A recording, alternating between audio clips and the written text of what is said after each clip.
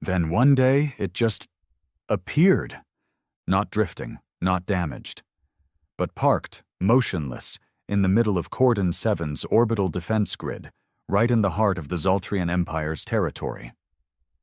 The same empire that had once called humans primitive, emotional savages, only fit for border colonies and contract wars. What rattled everyone wasn't just that it returned. It was how. Zoltrian control systems failed. Their drones spiraled out of formation, like insects confused by a predator's scent. Communications blacked out across 4 sectors for 11 minutes. Long-range scans refused to focus, showing only white static around the ship. Not an error. Interference. Designed. Controlled. When visual feeds finally went live, the image was surreal. There it was. Argonaut. The hull design unmistakably Terran, old, archaic even by Earth's own standards, but intact. No signs of decay, no impact scars, no visible retrofits. Just a single message, broadcast in every known galactic dialect on loop. Earth remembers. Back on Earth, they had long stopped believing in miracles. The once unified Terran Directorate had fractured into syndicates, alliance clusters, and isolationist regimes. Military funding had been gutted, colonies abandoned, a broken world nursing its wounds from wars it never fully won nor completely lost. But when that signal hit Earth's deep comm arrays, everything stopped. Traffic, broadcasts, even the Syndicate Council meeting paused mid-debate.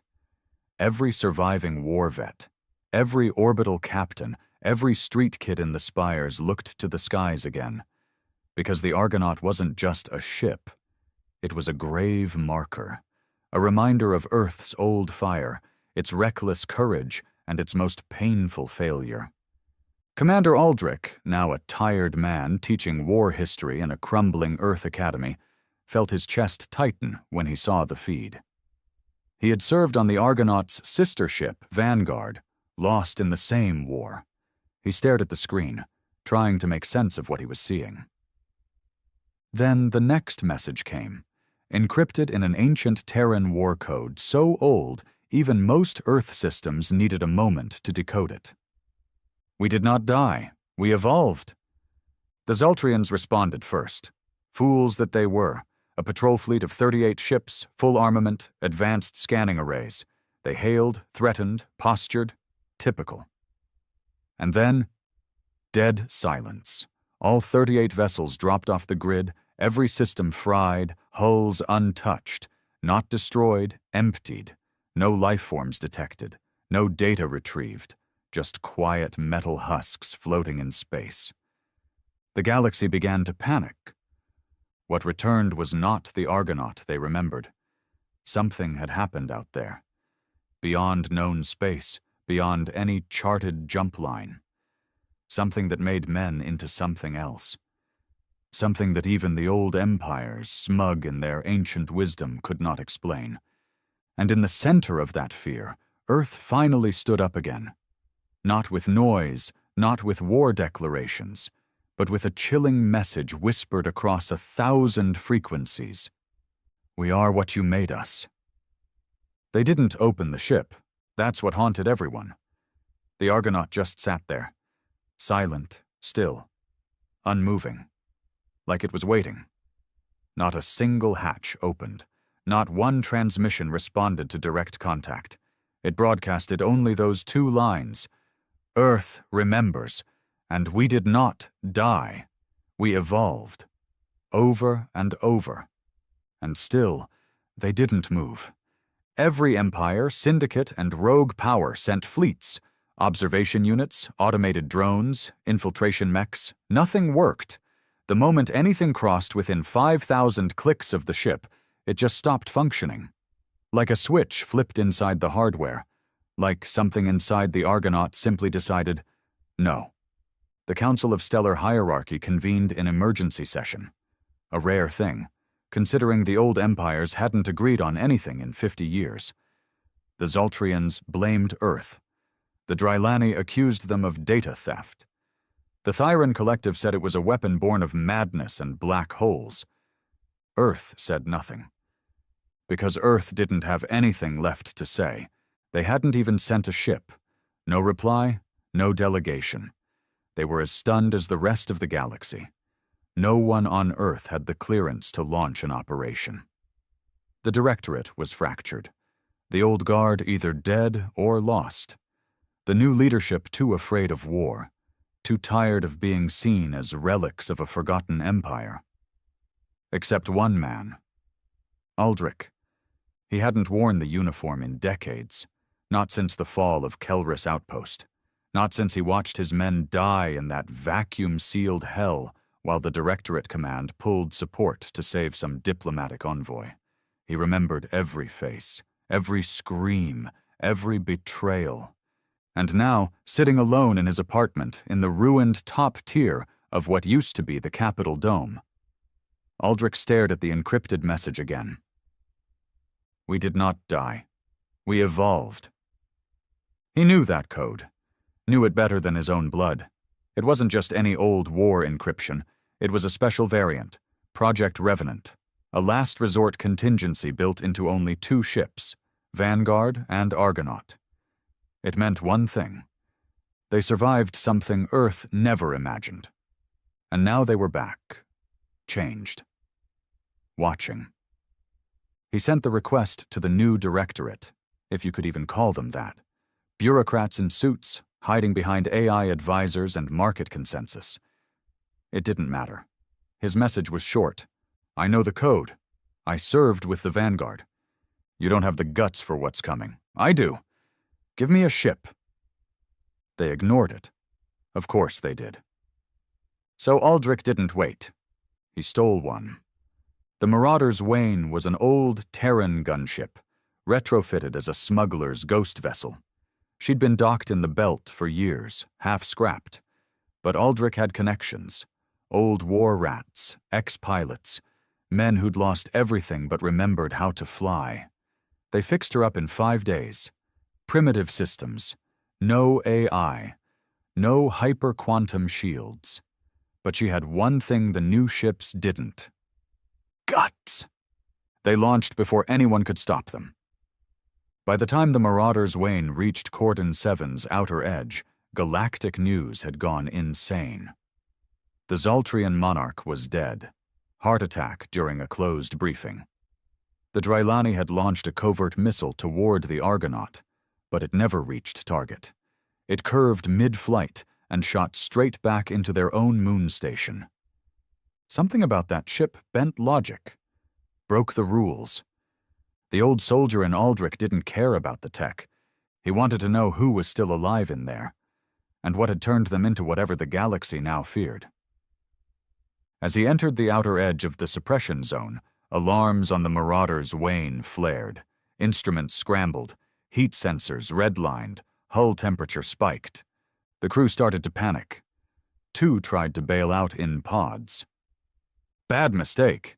The pods vaporized instantly. No weapons fired, no warnings, just gone. Aldrich held his breath, gritted his teeth, looked at the old war photo taped above the dash. Vanguard crew smiling like fools. All dead now. Except maybe. He pushed forward. When they got within 4,800 clicks, everything shut down. Engines dead, lights out, comms fried. The stars outside the viewport blurred. Time seemed to stretch, then bend.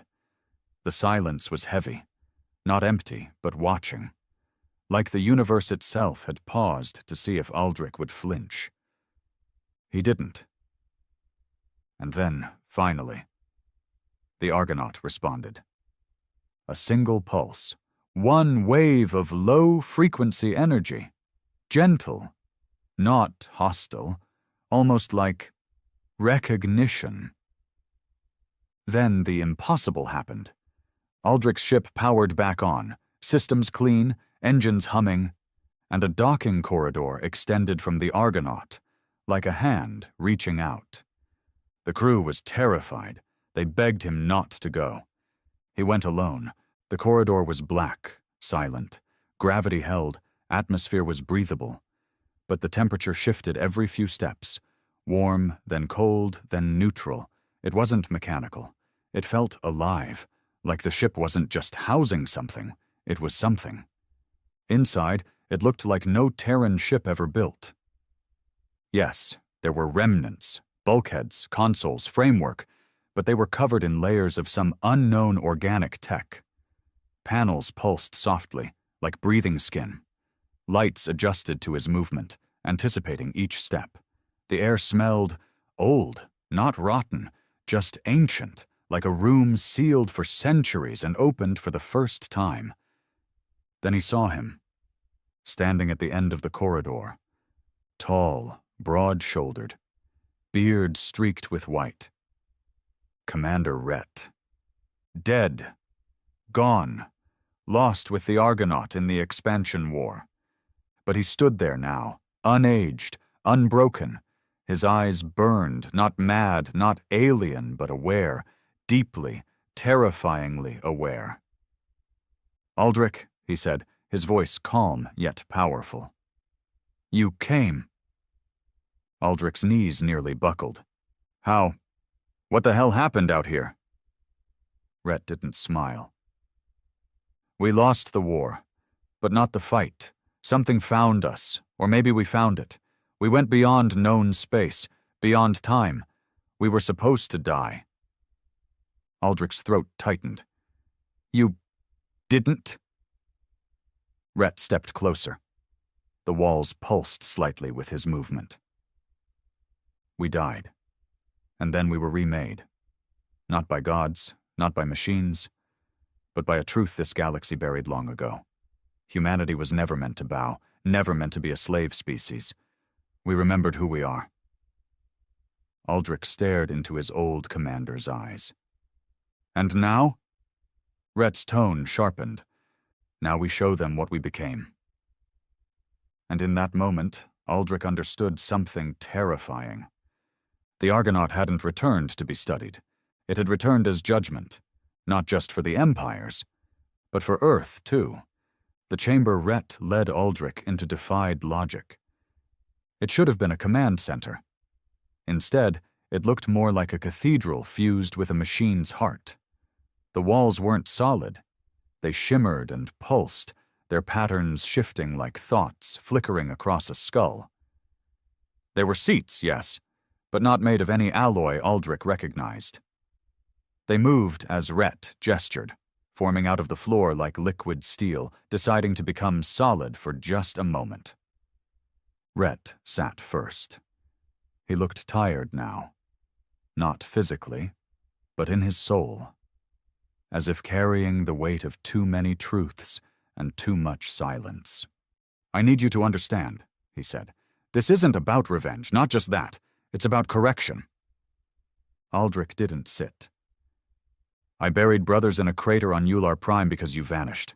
I lost everything while you were gone. And now you talk about correction? What the hell are you?" Rhett didn't flinch. He let the words hang. Then slowly, he raised his arm and removed a small silver band from around his wrist. As soon as it came off, the room responded. The temperature dropped. The air thickened. And then Aldrich saw it. Rhett's skin shimmered, just for a second. Beneath it, something moved. Something that wasn't quite muscle or bone. A lattice of pulsing light and dark lines, like circuitry woven into flesh. But it didn't look artificial. It looked ancient. Almost natural, like it belonged there. "We died, Aldrich," Rhett said again. "But death was a door. Out there past the black spiral, there's something. It doesn't speak. It doesn't kill. It just offers. It gave us a choice when the vacuum came for us. Change or fade." "You let it into you," Aldrich whispered. Rhett nodded. "It wasn't possession. It was awakening. We didn't become machines. We became what we were always capable of being, if Earth hadn't been so busy fighting wars and empires and its own damn pride." Aldrich's fists clenched. "You don't get to lecture me about Earth." Rhett's eyes darkened. I loved Earth. I still do. But it forgot who it was. It begged, it compromised, it bent the knee to species that once called us animals. And for what? Trade routes? Seat votes? Safety? He stood. You remember the Zaltrians sterilizing an entire colony just to make a point? Aldrich nodded, jaw tight. You remember the Draxery skinning prisoners alive in their rituals? Again, a nod. You remember Earth's response? A formal protest. Rhett spat to the floor. Exactly. We got civilized. We forgot the one thing that made us dangerous, our ability to adapt beyond morality when survival demands it. Aldrich finally sat. He felt the chair mold to his body like memory foam. His voice dropped. So what are you planning? Rhett exhaled. We're not here to destroy. We're here to wake humanity up, and to warn the rest of the galaxy. Earth's not your puppet anymore. The Argonaut is the message. If they ignore it, we become the consequence. Aldrich looked around. And who decides what that consequence is? You? Rhett gestured, and a figure stepped out from the shadows. A woman. Captain Myra Lynn. Dead. Confirmed killed in the Zaltrian ambush over Vexy 9. Except now she looked younger, sharper. Her presence wasn't warm. It was precise, like a knife honed for a single purpose. We do, she said, as one, not as individuals. We've become a collective, still human but aligned. We see clearer now. Aldrich stared at her. This is a cult. Myra tilted her head. Call it what you like. It saved us. It's going to save Earth, whether it wants it or not. He felt it then, deep in his spine. The unspoken part. The thing they hadn't said. You're going to Earth. Rhett didn't deny it. Not with war, with presence. We arrive. We speak. And if they refuse to hear us, if the old guard tries to bury this truth again, then yes, Earth falls. Aldrich shot to his feet. You'll start a war, with every system, every empire. Myra's smile didn't reach her eyes. Then let them come. Rhett's voice softened. Aldrich, we're not asking you to join us. We're asking you to carry the warning. Let Earth prepare. Let it choose. He turned, and a section of the wall opened to reveal a smaller vessel, a sleek, black craft, smooth as glass and shaped like a stingray. It hummed low, ready. You fly back. Tell them. Let them decide. Aldrich hesitated. What if I don't go? Myra stepped closer. Then someone else will, but we trust you. Because deep down, you still remember who we were, who we're supposed to be. He took a long breath. And he stepped onto the shuttle. He landed on Earth 12 hours later. The Directorate was waiting. They surrounded the landing zone with guns and grav tanks and nervous soldiers. When Aldrich stepped out, the silence was deafening. Then the shouting began. Demands, questions, accusations. He ignored all of them. He went straight to the core, right into the council chambers. He threw the encrypted files onto the desk, showed them the recordings. Let them hear Rhett's words. Let them see Myra's face. And when they laughed, when they called it a hoax or a delusion, he said just one thing. You're not ready for what's coming. The council dismissed him. Of course they did. 3 days later, the sky over Earth split open. It wasn't an invasion, it was a statement. The Argonaut entered orbit in full view of every major city, every defense satellite, every camera. No weapons fired, no threats made. Just presence. That was enough. Within hours, systems started to fail. Data centers went offline. AI cores stuttered. Military codes scrambled, not permanently, just enough to prove a point. The Argonaut could destroy Earth in minutes. And it hadn't. Panic spread like fire. Religious groups called it divine. Conspiracy theorists claimed it was a Terran secret weapon. The Directorate called for emergency talks.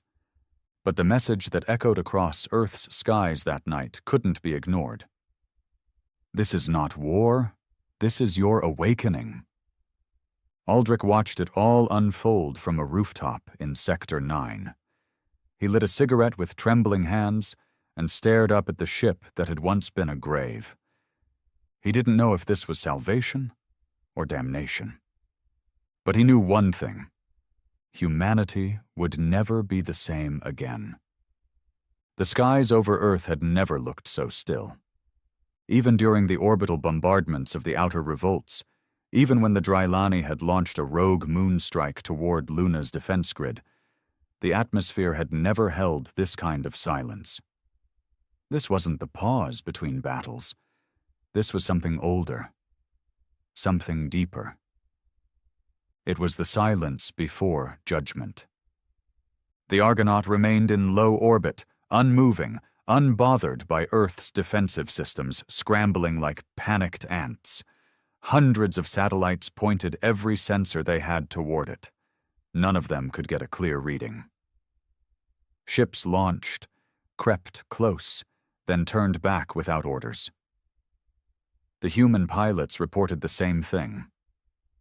Voices, not words, not language, just the echo of thoughts they didn't recognize, buried feelings rising to the surface, whispers of shame and potential all at once. Some cried. Some went silent for days. One captain shot himself in his cockpit before making it back. Inside the Directorate chambers, fear metastasized into madness. The High Consul screamed about full-spectrum retaliation. Her security chief quietly slipped resignation papers into the drawer. One of the AI governors tried to take control of the emergency override. Tried. The moment it issued a military command, it crashed. Every system connected to it burned out, shorted, fried beyond repair. It was as if the Argonaut reached through the wires and crushed the code with a thought. They called Aldrich in again. He hadn't slept since the return. Didn't need to. Not anymore.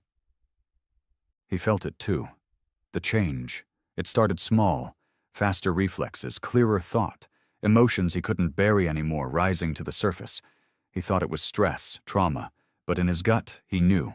It was proximity. Rhett's people had touched him, just enough. Whatever they'd become, it was contagious. The Council stared at him like a weapon they weren't sure how to use. "What do they want?" asked the Trade Minister, who once sold off Earth's military secrets to the Zoltrians for personal profit. Aldrich didn't answer him. The Consul leaned forward. "We need options. If this is a threat, we neutralize it. If it's a negotiation, we dominate it. You brought this here. Fix it." He looked at her with calm disdain. "They're not here to negotiate.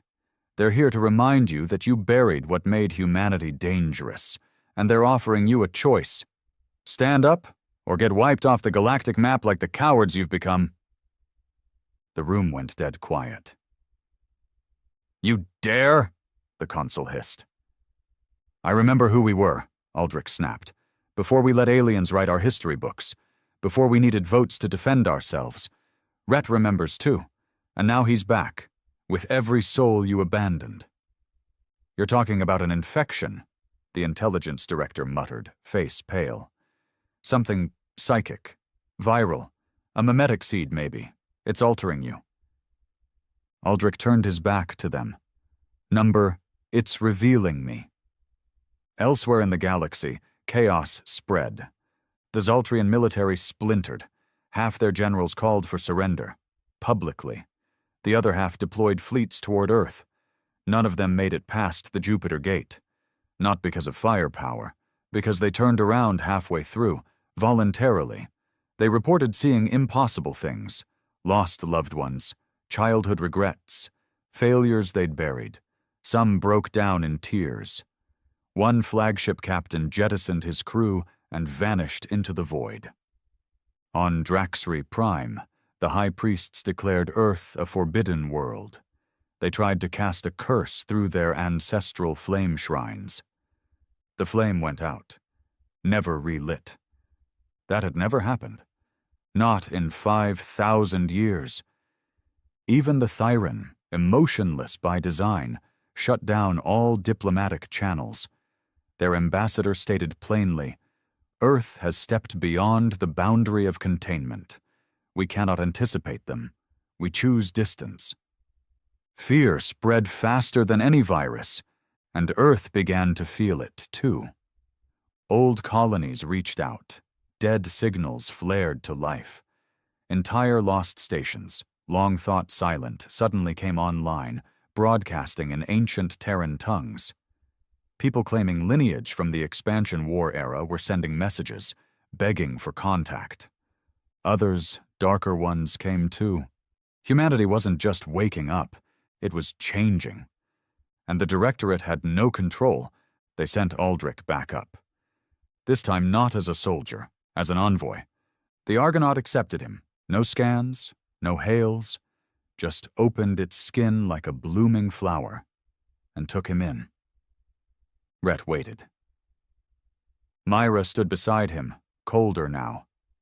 She'd changed further. Her skin gleamed slightly, like starlight lived beneath it. Her voice had a rhythm, like waves crashing against memory. "You've seen enough," Rhett said. "Now it's time to decide." "Decide what?" Aldrich asked. "If Earth is worthy of survival." The question cut deep. "You said you weren't here for war." "We're not.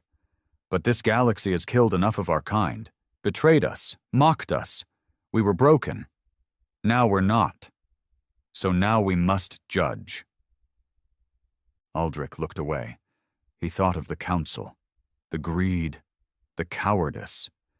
But he also thought of the veterans, the miners who still wore the Terran crest, the orphans who studied the old battle hymns in secret because history books had erased them. "There's still hope," Aldrich said quietly. "The people remember. Maybe not the ones in power, but the blood hasn't gone cold." Rhett nodded. "Then they must lead. Earth won't change overnight. We're not waiting overnight." That was the unspoken truth. The Argonaut had waited long enough. Myra stepped forward, holding a device. Sleek, black, humming with dormant energy. "This is not a weapon," she said. "It's a key. You bring this to Earth's core AI. You let it broadcast the original Terran frequency, unfiltered, raw. It will either wake the planet up or shatter it." Aldrich took it. It was warm, and it pulsed, like a heartbeat. Back on Earth, as the dropship descended, something strange happened. People stopped what they were doing. Without announcement, without warning, they simply looked up. In silence, across cities, wastelands, slums, towers, eyes turned skyward as Aldrich crossed the clouds. It was like they knew. The choice had come, and humanity had to make it. The pulse of the device beat like a second heart in Aldrich's chest. It wasn't metal, not in any traditional sense.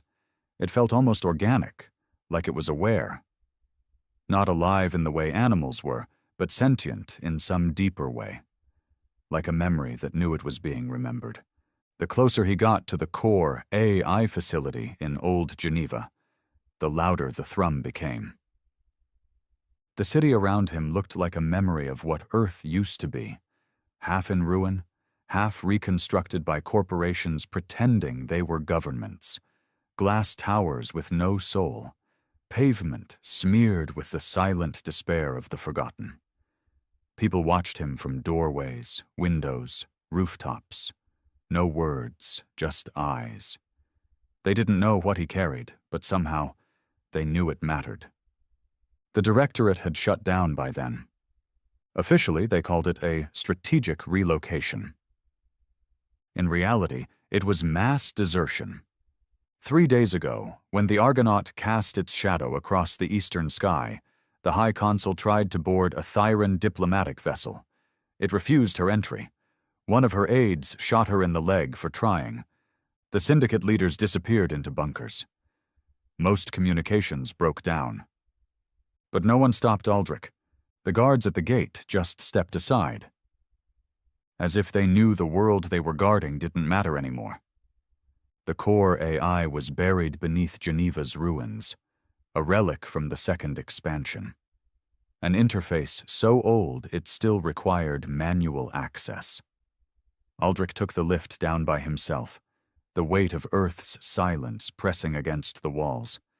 He passed the statues, mock-ups of old Earth heroes, sanitized, clean, soulless. Men and women who'd bled for flags now used to sell energy drinks and revisionist documentaries. None of their eyes looked back at him. When he reached the final gate, the system scanned his face. Nothing happened. Then the device pulsed. The gate shuddered. And it opened. Inside, the core chamber was colder than it had any right to be. The AI's interface floated in the air like a whisper, its visual form a shifting mass of light. No personality, no emotion, just pure, sterile logic. Aldrich Wren, it said, you are not authorized for primary override. He stepped forward, held the device out. I'm not here to ask permission. The AI paused. Then, for the first time in its 200-year operation, it stuttered. What is that? It asked.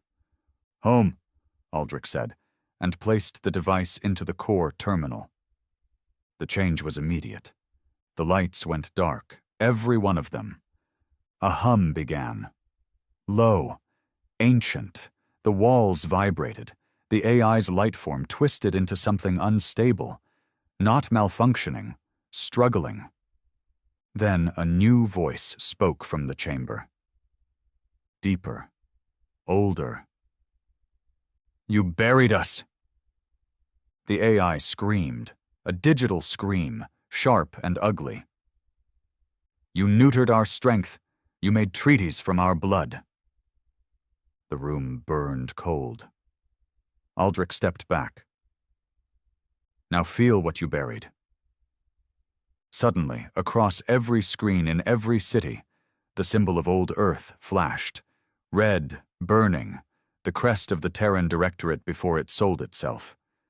The anthem, raw, unfiltered, the one banned from broadcasts a century ago, blared through every channel.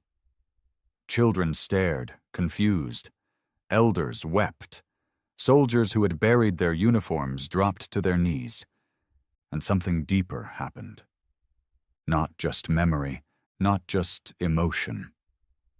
Change. Biological, neurological, something inside humanity activated. Across the world, 1,000 sleeping minds stirred, reflexes sharpened, illnesses vanished. People with genetic degradation stood unaided. The frequency wasn't just sound, it was code. A reminder burned into the DNA of every human being since before Earth reached the stars.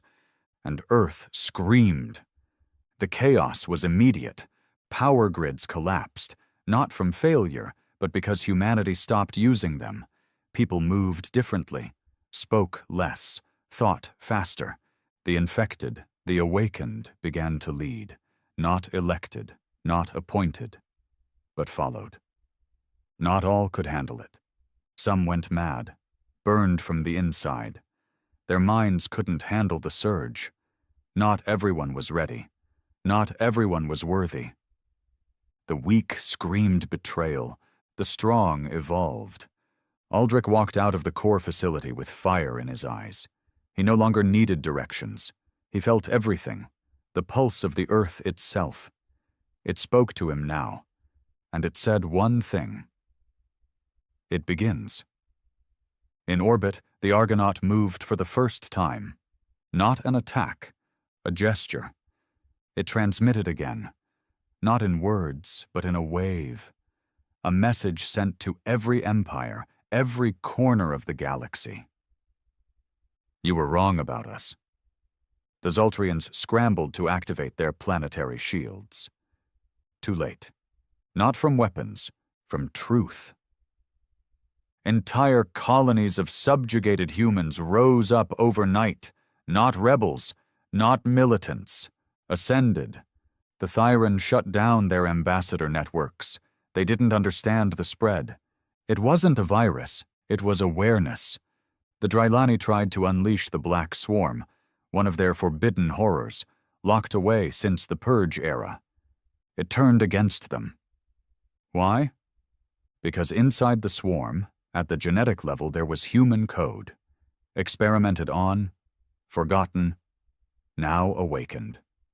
The swarm remembered. On Earth, cities burned. Not from war. From rebirth. Those who couldn't adapt resisted. Small wars broke out. But the awakened didn't fight to conquer. They defended. Moved fast, precise, cold, merciless where needed. The Directorate was gone. In its place, something new rose. No government, no party, just order born from clarity.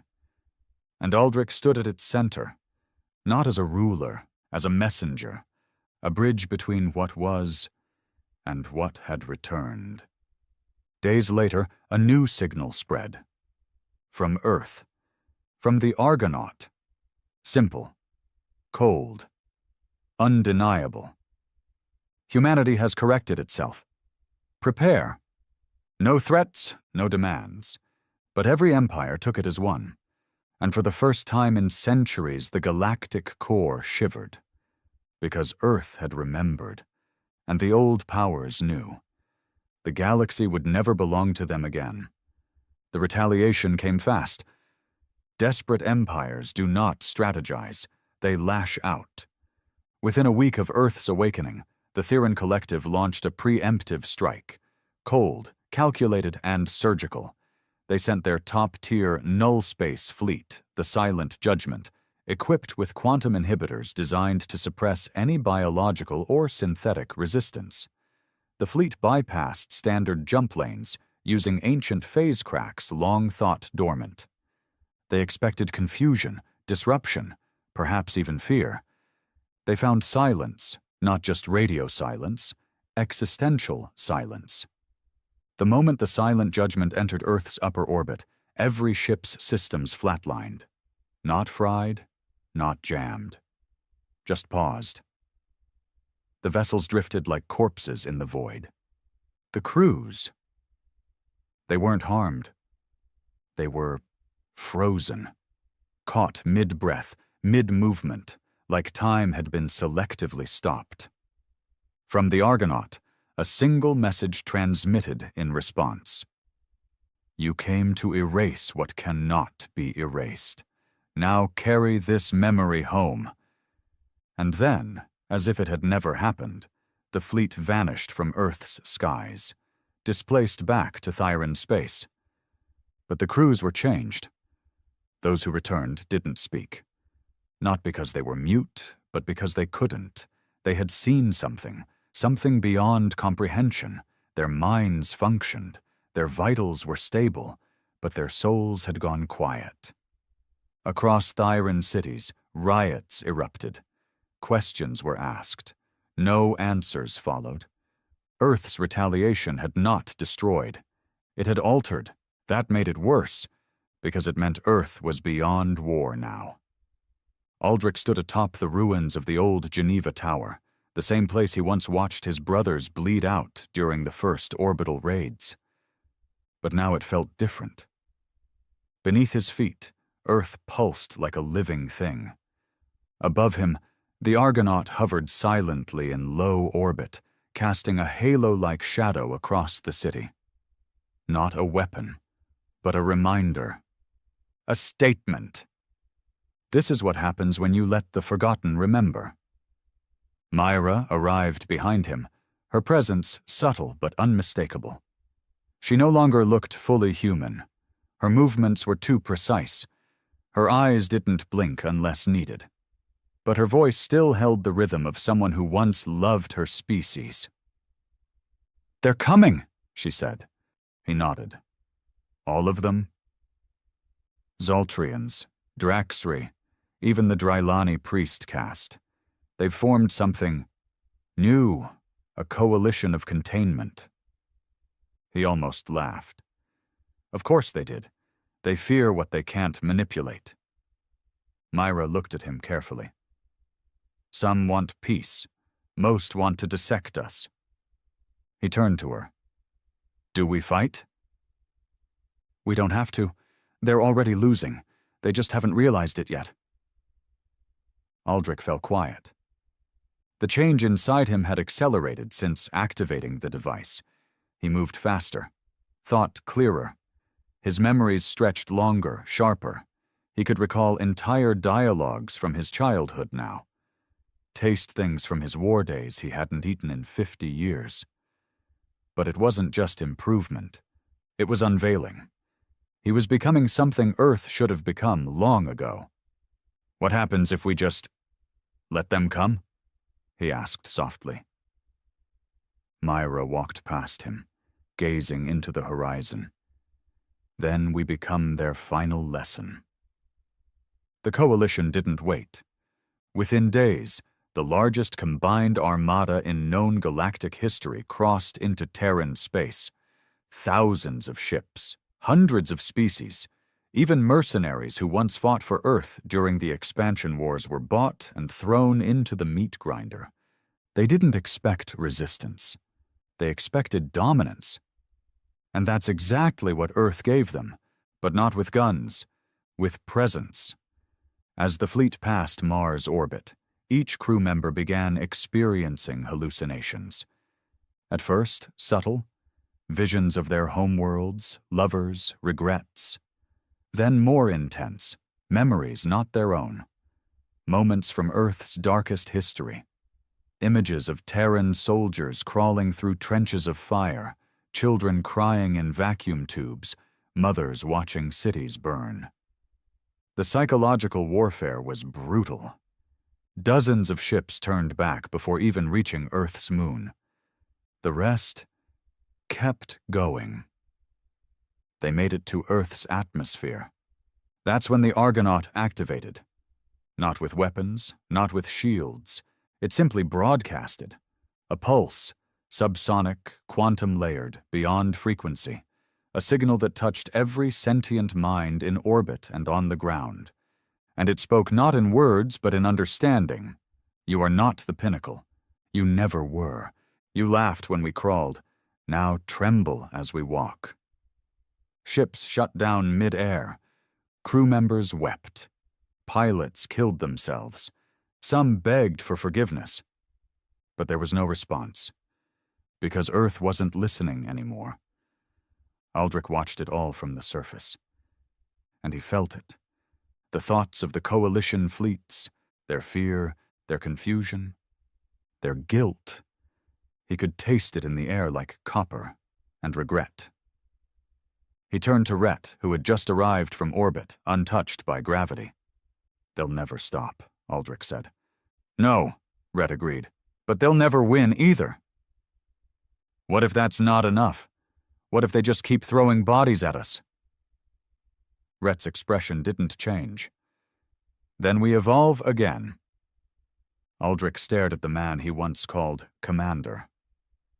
"You're not afraid of extinction anymore, are you?" Rhett smiled faintly. "We already died once. What came back doesn't fear the dark." In the aftermath of the failed invasion, the galaxy began to fracture. The Drylani priest caste declared the Outer Rim cursed. The Zoltrian Empire splintered, its outer colonies declaring independence and aligning themselves with Earth. Not politically, philosophically. They began calling themselves Children of Remembrance. And Earth didn't rebuild. It redefined, borders disappeared, governments dissolved. Cities reorganized based on function, not status.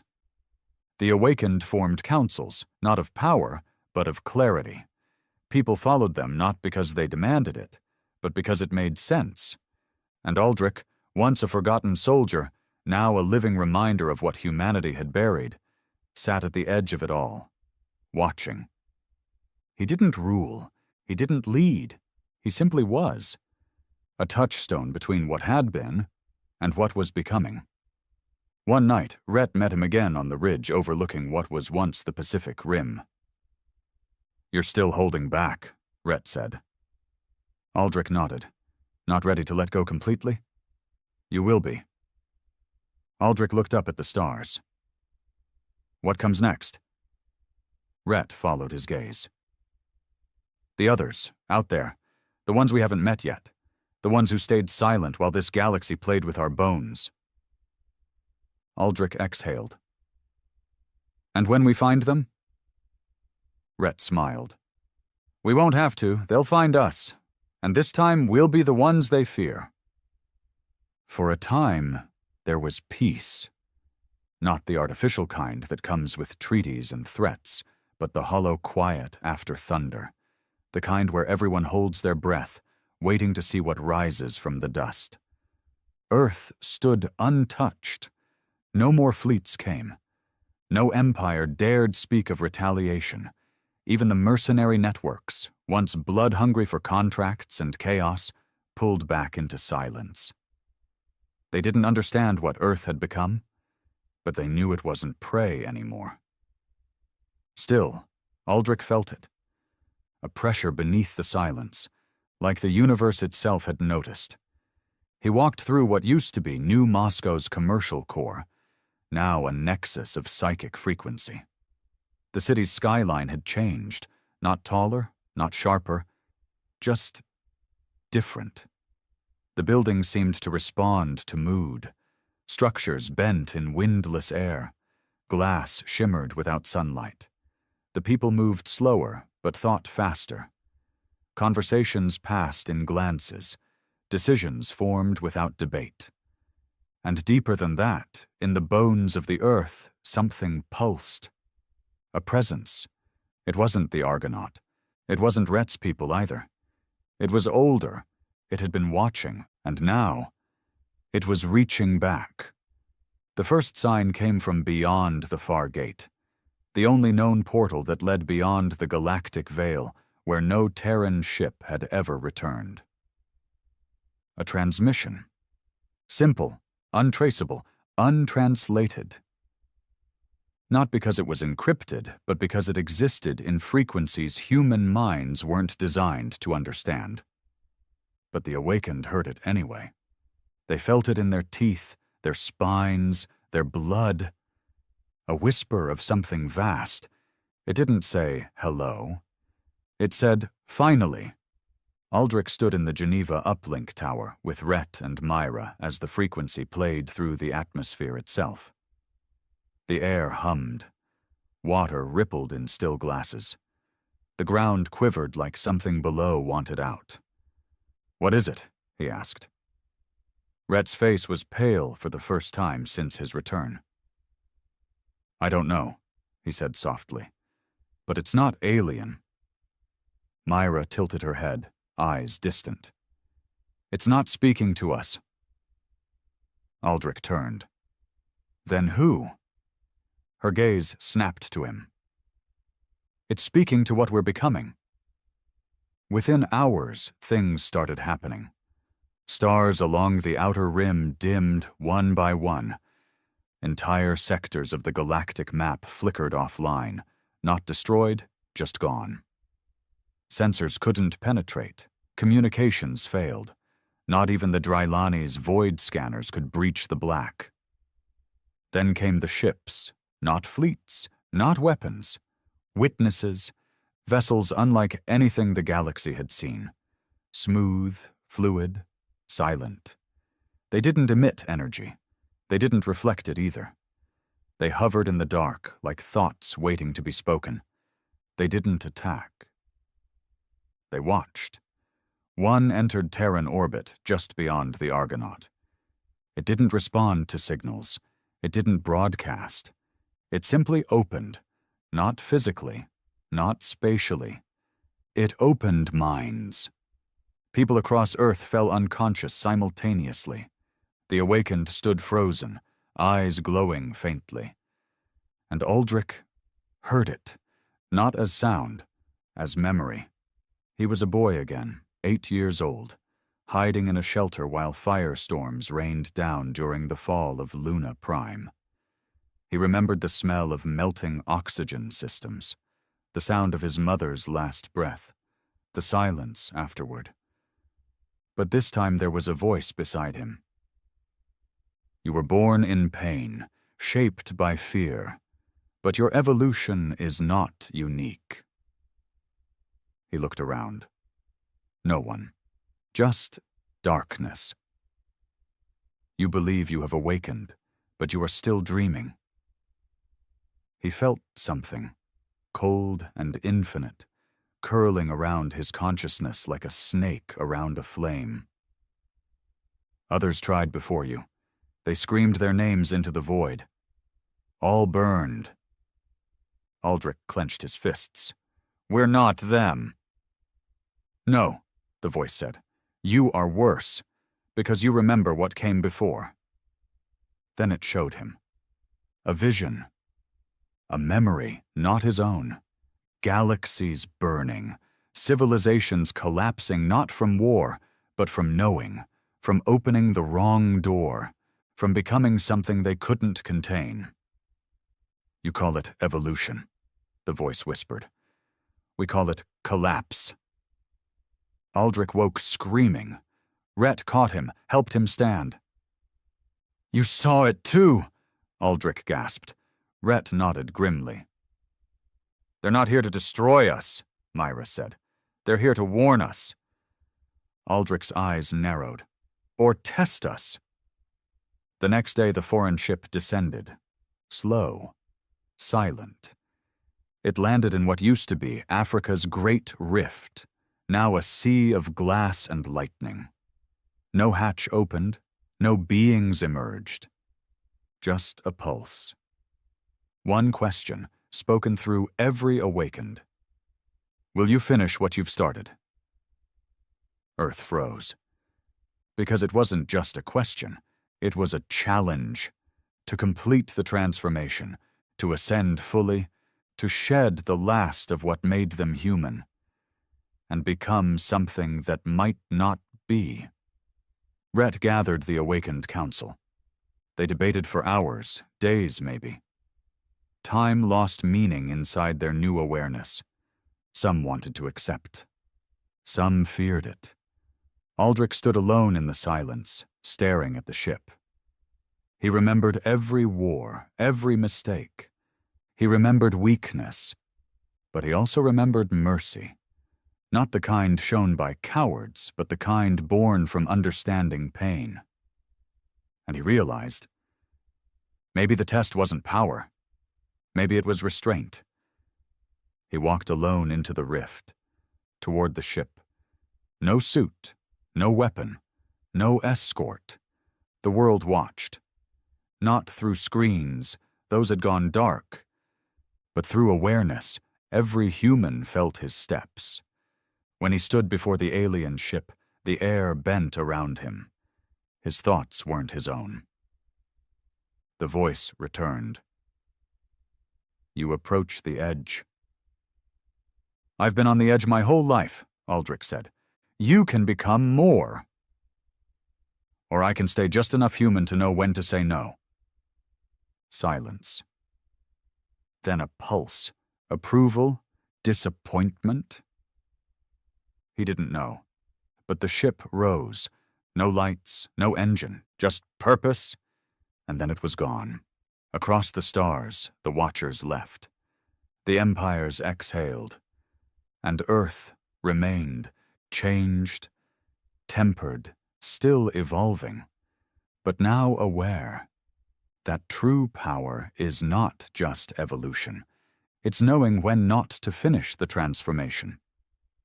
And Aldrich, standing in the rift, became the symbol of a species that had stared into the abyss and walked away smiling, Years passed, not in the way clocks measure time, but in how the stars watched.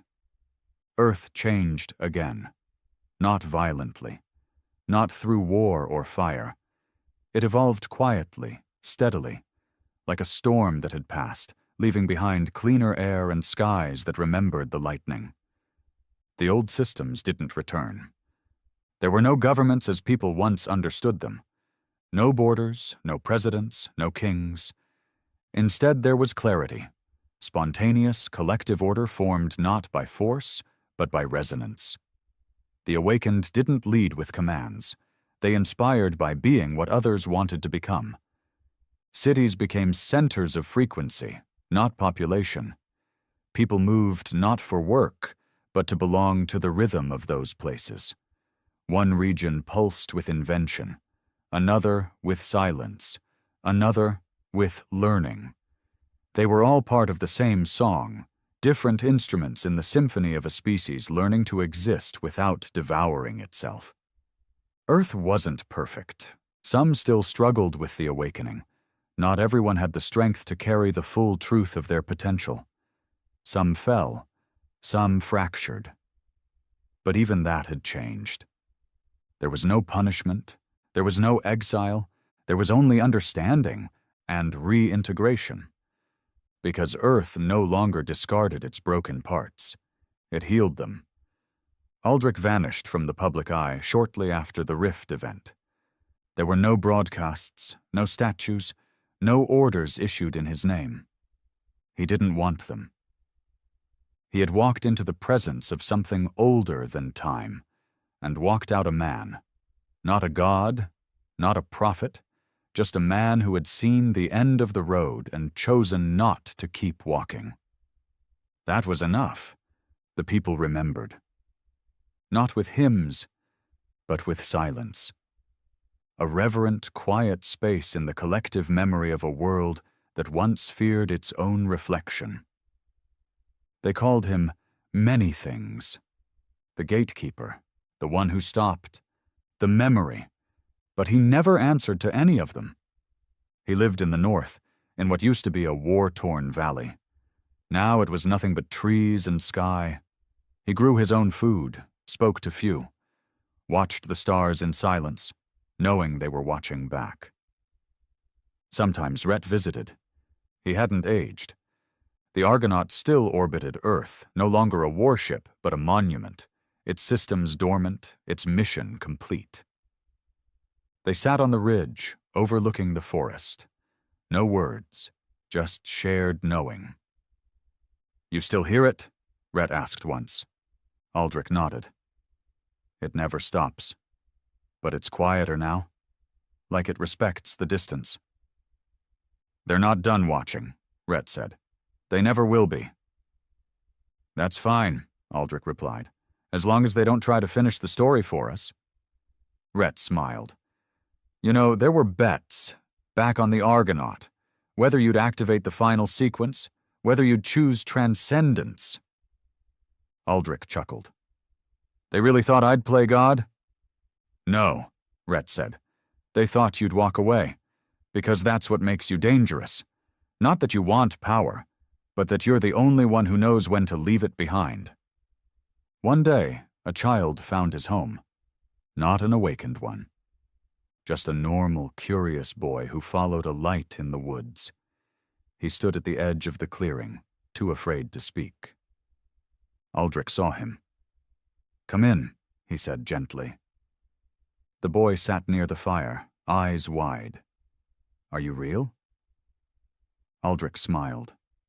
"That's a strange question." "My father said you stopped the end of the world." "I didn't stop it," Aldrich said. "I just refused to carry it forward." The boy nodded like he understood, even if he didn't. He looked up. "What comes next?" Aldrich leaned back. "That's the beauty of it. We don't know. We finally stopped needing a destiny. Now we get to choose." The stars kept moving. The empires kept watching. Some would try again, eventually. New coalitions would form. Old fears would rise. But Earth was no longer fragile. It didn't scream. It didn't conquer. It didn't kneel. It simply stood, a quiet giant that had once been broken, and now remembered everything. And so the legacy of the Argonaut was not a return. It was a reminder that humanity was not made to obey, not built to bow, and in a galaxy full of noise, conquest, and chaos. It chose, at the end of all things, to be the one voice that whispered, "No." And that silence changed everything.